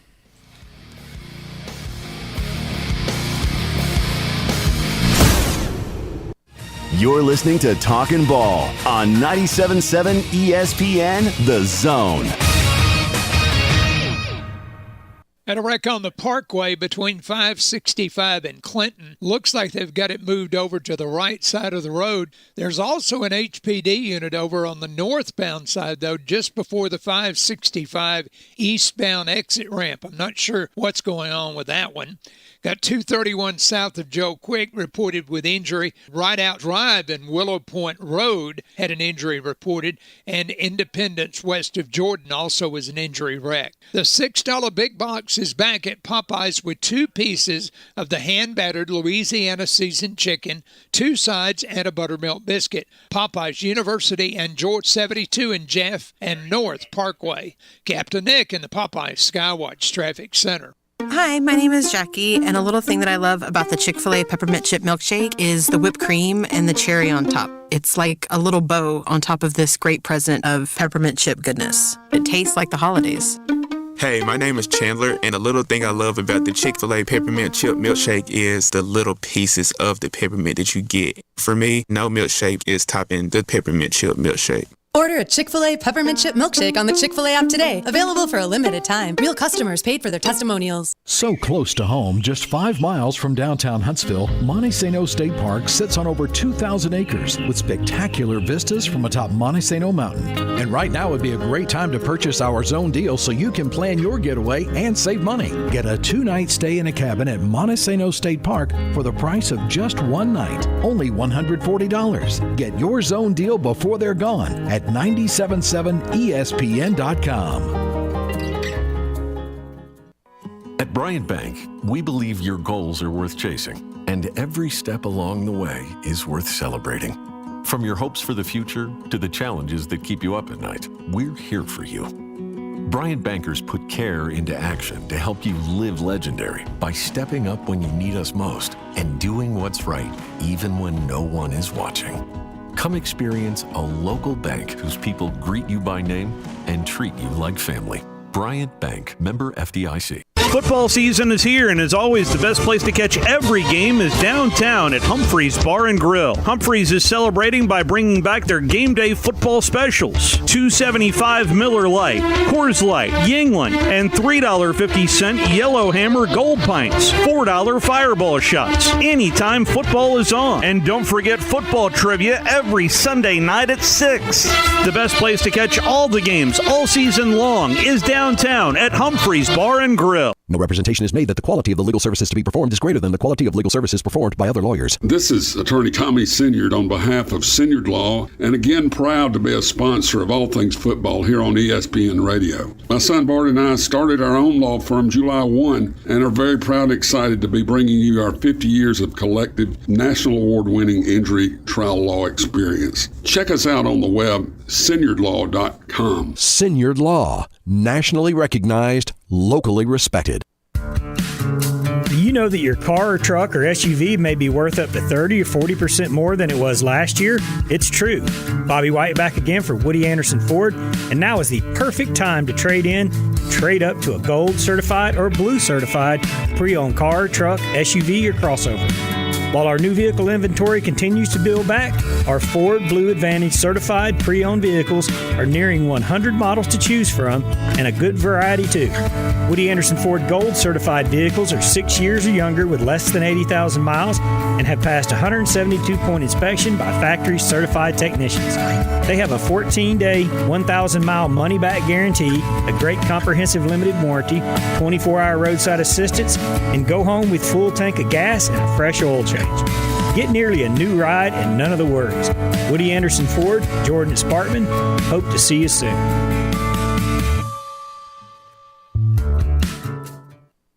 The Huntsville Sports Commission is responsible for bringing high-level sports entertainment to the Rocket City. In 2023, enjoy events like the CCSA Beach Volleyball Championships, Hometown Lenders Championship, UCI Paracycling Road World Cup, and so much more.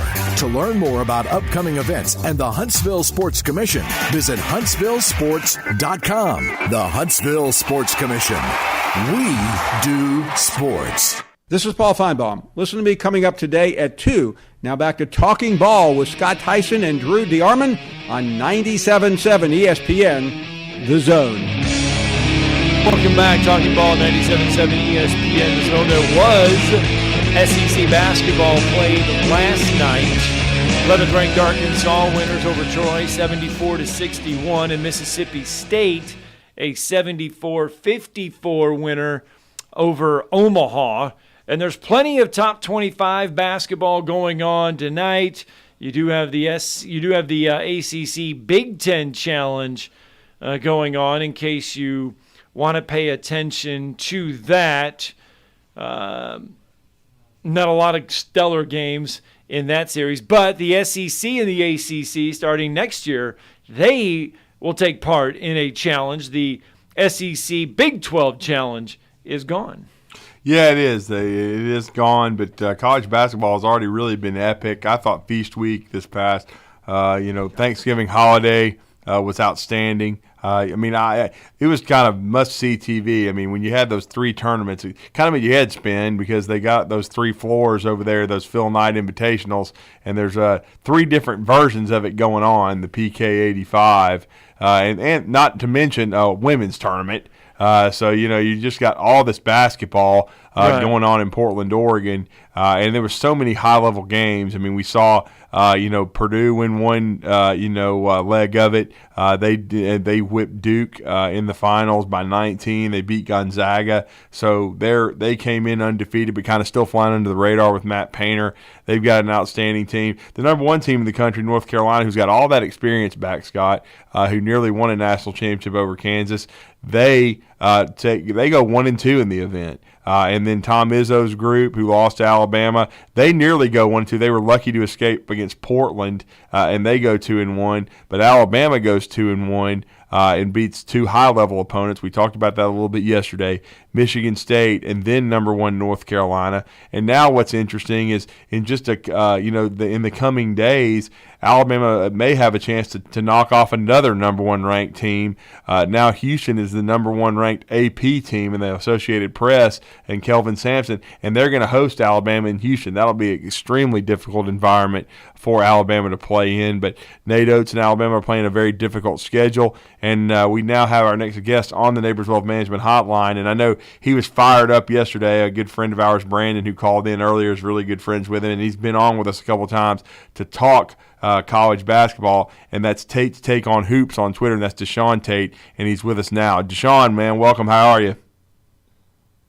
Man, top of the morning to you guys. I appreciate you per usual for having me. Look at this, man. I'm rubbing off on you guys. We're talking not college football. We're talking college basketball in November. Yeah, I appreciate you guys for having me. Well, yeah, we appreciate it too. And you last year, I kind of was envious of you because you went on the tour and you were at the Final Four and you were a part of Coach K's swan song following Duke into their Final Four run before they ran into North Carolina. So you've been front and center for a lot of this. We were just talking about Roy Williams and Coach K not being in the game anymore and what they've meant to college basketball. But with this ever-changing landscape, with NIL and with the way the transfer portal is, these guys that have been icons in the sport, it's tough for them to stay in it, and I think that had a lot to do with Coach K and Roy Williams moving on. Yeah, and it does. Somebody asked me the other day, like, who's the cream of the crop now? Because don't forget, you don't have Jay Wright either. Yeah, that's a great point. Didn't even think about that. Yeah, piece of it. So and I'm like, geez, I don't know who it is. I mean, it's got to be a combination. If you're going in increments of 5, the top tier, I would imagine, is Patino, who's obviously got a title, and Bill Self, who's got 2, maybe Tom Izzo, who's got 1. Sampson had 0. Now you're getting into Mark Hughes and other guys who hasn't even sniffed 1 yet. So, it is a revolving door, if you will. But I like to think it's just going to make for better, college basketball, especially in this neck of the woods here in the SEC. You've got a ton of really good coaches in the SEC. And I know everybody had their eyes set on Kentucky and so forth, but I'm telling you, Alabama and Arkansas are looking so good. I can't wait for that matchup, let alone. And so you don't get the ACC Big Ten Challenge thing anymore, nor the Big 12 and the SEC, but you are, I think, going to get an ACC, SEC. Who wouldn't love to see Kentucky and Duke, even though you get to see them once every 3 years in the Champions Classic? But it's just going to get better and better. At least I like to think so. It's always college basketball time in the Tate household. Well, and that's what's good about right now about college basketball, and the difference between college football and basketball is in college football, you lose one of those games no matter when it is, and it's just a crushing blow to your postseason hopes. In basketball right about now, this is where you are still, as teams, good teams, figuring out who you are and what you want to be, figuring out your identity. You're going to win some games, but you're also going to lose a game here and there because you're still trying to figure out who you are. And that's why we see a lot of these great matchups, because teams aren't afraid to take an L now because you're still trying to learn. But, man, it sets up for some really good November, December games. It does, which ultimately will set you up for March. I think one of the first guys I've ever seen doing it, now you might have to drug test them, but that's Tom Izzo at Michigan State. He always has a very tough schedule right out the gate. I know their motto is kind of anyone, any place, any time type of thing. How about this? He had Gonzaga on the Carrier Classic first. Yeah. You turn around, and then you've got Kentucky at the Champions Classic. Then you've got Villanova. Now you go into the PK 85, where you got some really good, obviously really good teams there as well. You got Alabama, you got Oregon, you got Portland, who I'm telling you is probably going to beat Gonzaga this year in the West Coast Conference. Notre Dame is one of the best teams in the country that nobody's talking about. Again, maybe not on paper, but by pure definition of team. Mike Bray is always doing more with less. And then there's more games after that. I think what has happened is you see how good he has been. Maybe he's going to take his lumps early, but it prepares his team for getting to have an identity of themselves and who they are, preparing for March, and that's why they're so successful. Now you see that's why so many teams are starting to schedule the tough competition early the way that they do, with the exception of Gonzaga, who knows that they have to do that early because of their regular season in-conference play being so less stellar. Yeah, and we've seen Gonzaga get off to it, for their standards, a little bit of a slow start. They lost to Purdue. Purdue kind of took it to them a little bit. We saw Texas when they went on the road there, they took one on the chin. And they've got some issues too because they lost Andrew Nembhard. They were still trying to kind of figure out their team and figure out who their point guard is.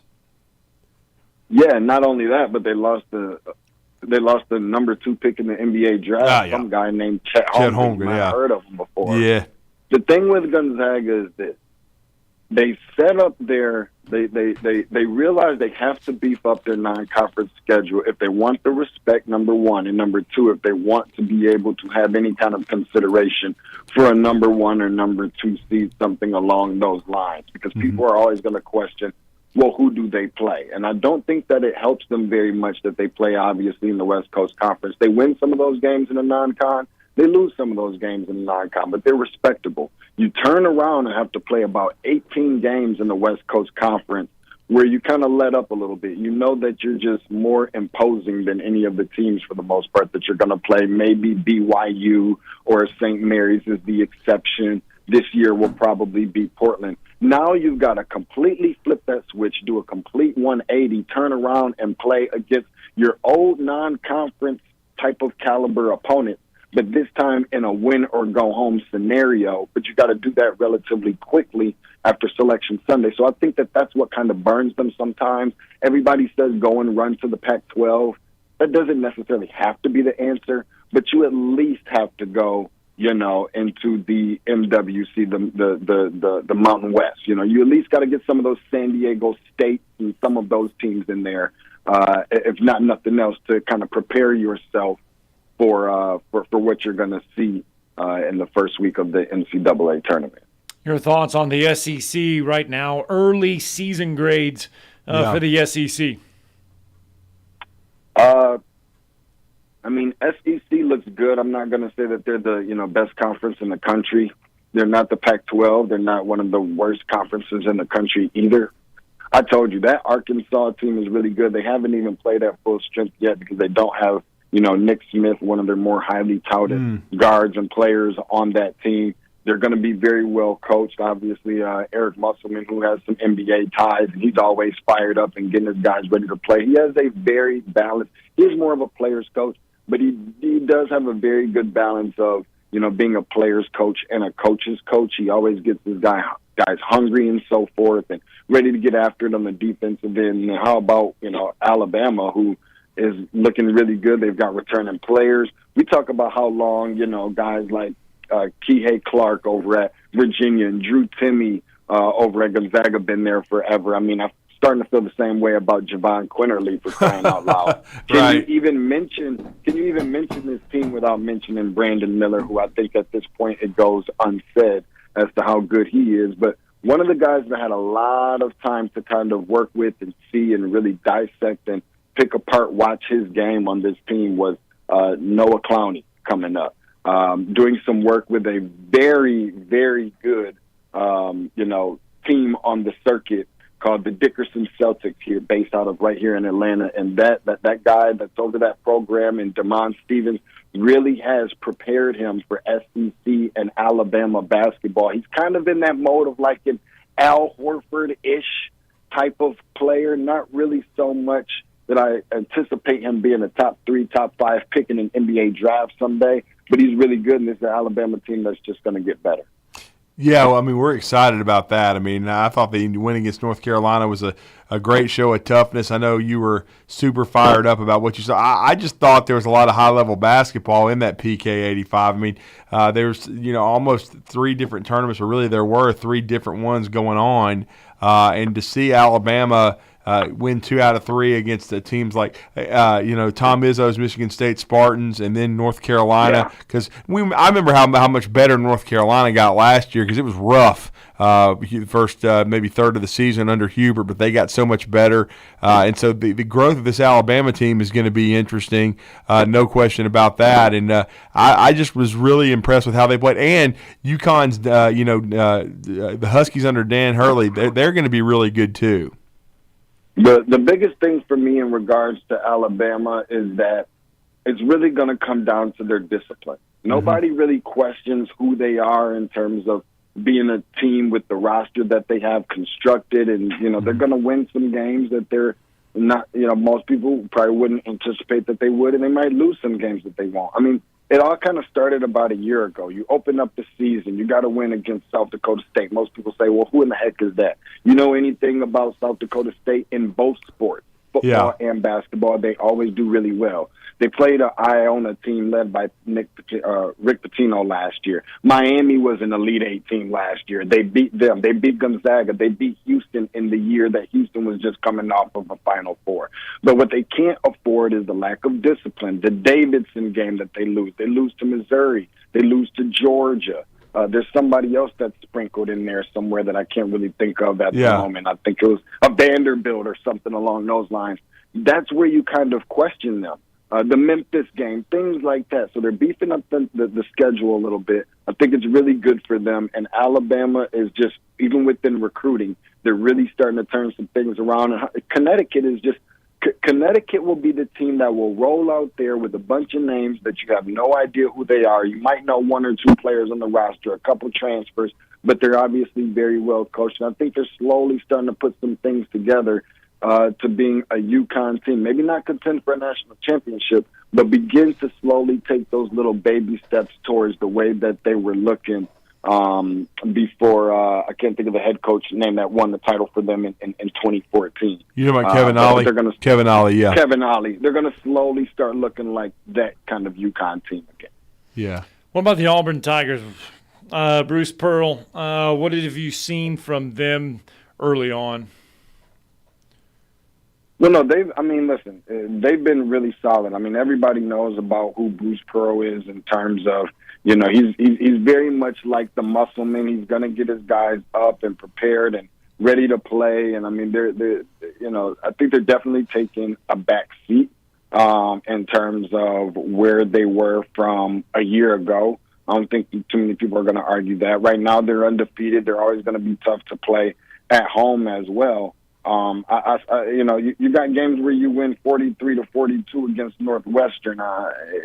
That's a little bit concerning, but they had a big win over a very good St. Louis team as well. Now, coming up next, they got Colgate. You might say, what are we talking about, a toothpaste school? But Colgate is a very, very good basketball team. Reminds me of, now I'm going to give you guys right here, you heard it here first, right here on your program. There's very few mid-major teams that a lot of people don't know very much about. Consider this to be a free space on the bingo card, if you will. Colgate, Bellarmine. You're going to see Bellarmine tonight. I think it's plus 24 for Bellarmine at Rupp Arena against Kentucky or something like that. Yeah, 25.5 right now. Yeah. I love it personally. Go and look at the schedule, and a lot of those games were kept very close. But Colgate, who Auburn is going to face tonight, I think that can be very tough for them. Georgia State's good. USC is coming up. Washington, Memphis. So Auburn has their work cut out. We're going to learn a lot more about them in the coming games. But I'll tell you what, Wendell Green has to be really big for them this season. He does. Well, it's Tate's Take on Hoops, Tate's Take Hoops, Tate's Take Hoops on Twitter. Let me get that right. Deshaun Tate, as he does a great job, and you can find him wherever a basketball arena may be, especially this time of year, whether it be on the high school, college, or even professional level. He certainly was front and center on Press Road during the March Madness run last year. Well, man, we appreciate the time and the college basketball. We are definitely getting in basketball mode here at ESPN 97.7 The Zone, and we appreciate you for joining us and talking some hoops, man. We hope to connect again soon. Looking forward to it. Hopefully sooner than later. Fingers, toes, eyes, everything crossed. Appreciate you guys. Thank you. Thanks. Let's get that final break in when we come back. Here tomorrow's headlines today.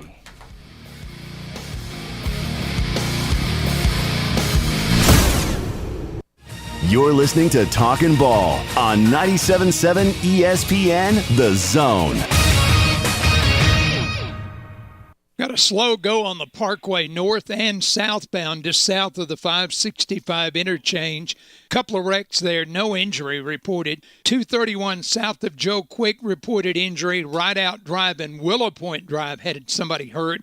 And Independence west of Jordan may still be trying to clear. That one had an injury as well. No hose, no mask. You could ask Dr. Sandman, that's Dr. Sandlin, for the medically proven benefits of the Somnodent for sleep apnea and for snoring. Dr. Sandlin, 350-CARE. Captain Nick in the North Parkway, Popeyes, Skywatch Traffic Center. Specializing in simple and affordable rentals, McCurry Van and Car Rental can make sure you have just the right vehicle for your next family vacation, weekend getaway, or if you just need transportation while your vehicle is being repaired. McCurry carries Ford Transit vans and Mercedes Sprinter vans, trucks and work vans, and more. And they offer discounted rental rates for long-term rentals. Now with 4 locations: Athens, Muscle Shoals, Coleman, and Huntsville. Log on McCurryRentals.com to make your reservation now. That's McCurryRentals.com.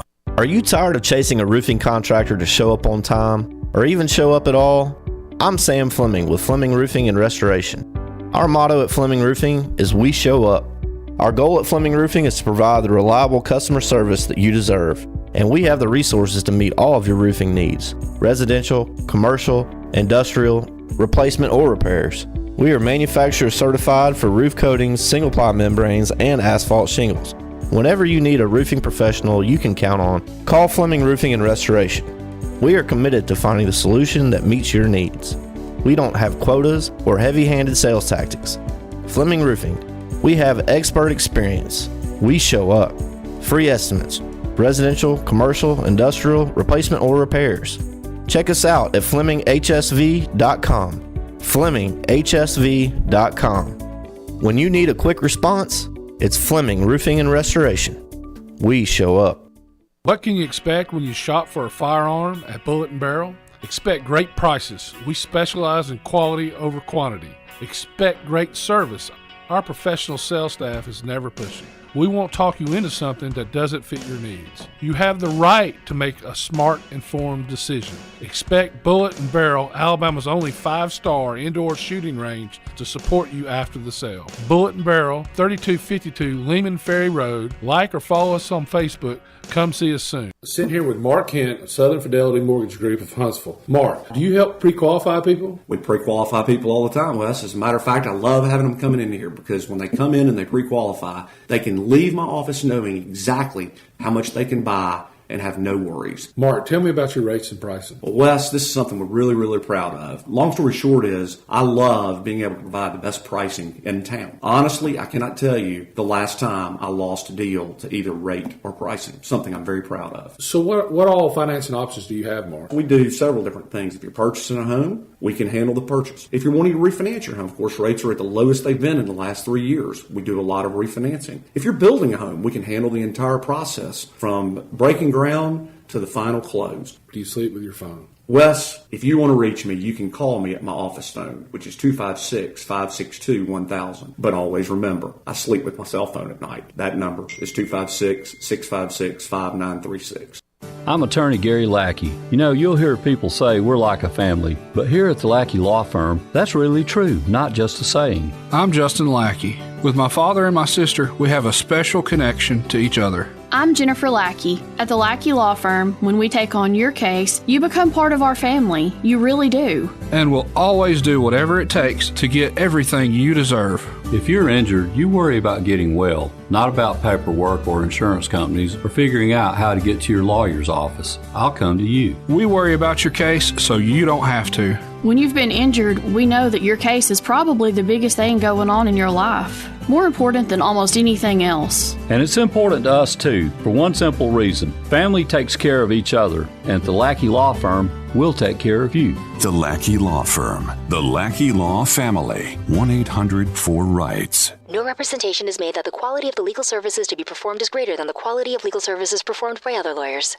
Hey there, folks. Bob Baumhauer here. We're celebrating 40 legendary years here at Baumhauer's Victory Grill. And to kick this off, we're coming in hot with our all-new Alabama Hot Chicken. Fresh southern fried chicken breast smothered in a blend of tangy, immune-boosting herbs and spices with a spicy finish. Served up with a side of homemade smoked Gouda cheese grits, Miss Mary southern greens, and garlic bread. And there's plenty more where that came from. Stop in today and celebrate with us. Baumhauer's Victory Grill. Legendary fun, legendary food. Men, are you having performance issues in the bedroom? Is erectile dysfunction affecting your confidence and self-esteem? Is your relationship being impacted? If ED is a problem in your life, maybe it's time to make the last time you had bad sex the last time you'll have bad sex. At the Huntsville Men's Clinic, we've successfully treated many men in the area for ED and given them back their confidence, their positivity, and in many cases, helped their relationships. Our expertise is second to none, and our practice is staffed by quality medical professionals. Beyond this, the treatments we use have proven success rates as high as 90%. And unlike online pharmacies that just sell pills or wave clinics that only offer one treatment option, we have a variety of treatment protocols, including acoustic wave therapy. We found that sometimes a combination of therapies works best, and a one-size-fits-all approach can't get you there. So make the call. Your initial appointment is only $99 and includes blood work, a medical consult, and if medically advised, a test dose. Call 256-368-0333 or go to HuntsvilleMen'sClinic.com. Local sports is covered right here. Well, appreciate what you guys do for sports, but also for high school sports and taking time to talk to us. That means a lot, and appreciate what you guys do and appreciate you having us on. 97.7 ESPN The Zone.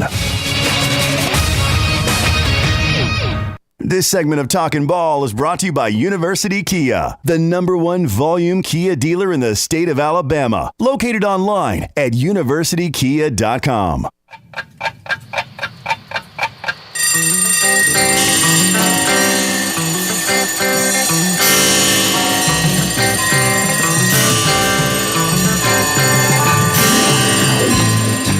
time for tomorrow's headlines today with Scott Tyson and Drew DeArmond on 97.7 ESPN The Zone. Hi, welcome back. Talking Ball 97.7 ESPN The Zone. Your tomorrow's headlines today. Coming up tomorrow, just let everyone know we will get, there's a big conference championship game going on in the state of Alabama this weekend. The SEC championship's going on in Georgia. You can listen to that right here. LSU and Georgia. Yeah, you can listen to that right here on 97.7 ESPN The Zone. But a conference championship game is going on here in the state, and we've got the coach tomorrow. Yeah, John Summerall, the coach of the year in the Sun Belt Conference. I don't think there's any doubt about that with the Troy Trojans. He's done an outstanding job. They have just had an amazing first year under his leadership, getting that program back to where they want it to be. And we'll be honored to have the Grissom High graduate and former Kentucky Wildcat, an outstanding member of our community, join the show tomorrow. All right. That's going to do it for the 2 hours. Just like that, it's over.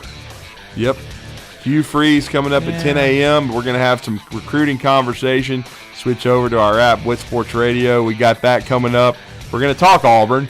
Why not? I mean, that's what's the big headlines of today, as Hugh Freeze will be introduced at 10 a.m. today on the campus of Auburn University. All right, don't forget our holiday Christmas party, December 14th over at Flow Indoor Trampoline Park. All you need to do is bring a toy. Families, come on out.